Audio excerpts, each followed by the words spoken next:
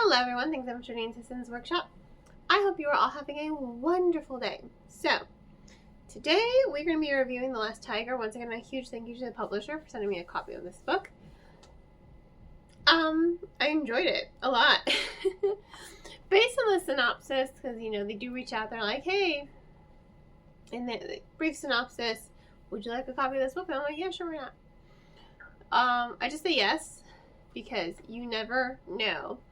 I'll always, if it's something that I know, I'm like, no, this is definitely not up my alley, then I'll say no. But those are very, very rare occasions. I quite enjoyed this book. I love that there's a lot of heart in it. So the book itself is based off of the authors. It's brother and sister author, by the way. It's based off their grandparents' life in Korea during the Japanese occupation. Now, I don't know a whole lot about the Japanese occupation. I have done some research since finishing the book, and you wouldn't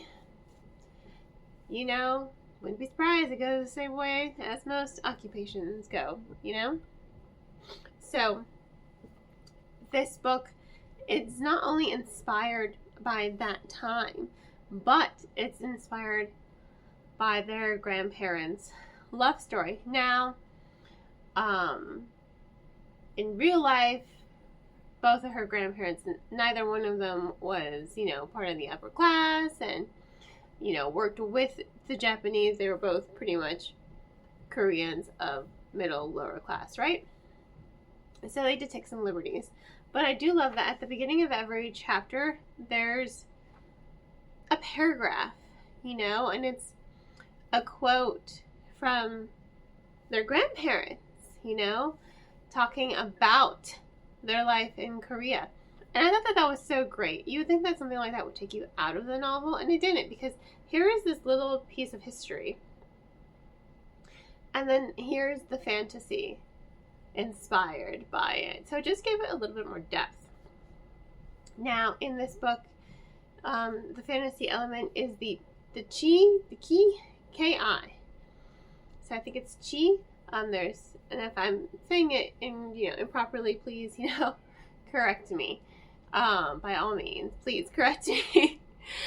But there's dragon, serpent, and tiger. So, and they all represent different facets. Serpent is the mind, tiger is the heart and emotions, and then dragon is physical.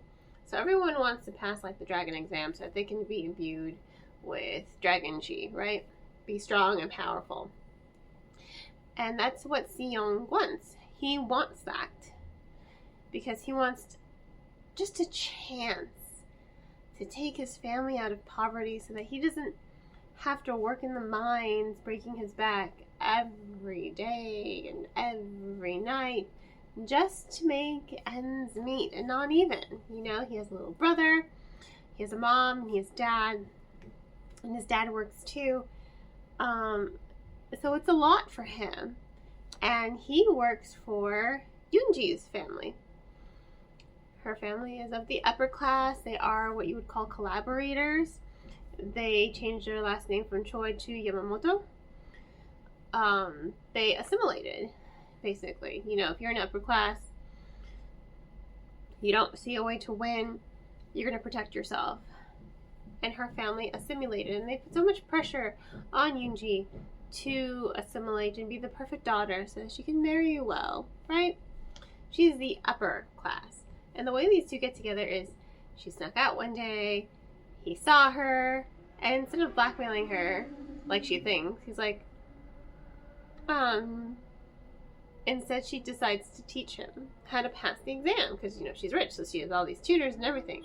So she does her best to help him try to pass the exam.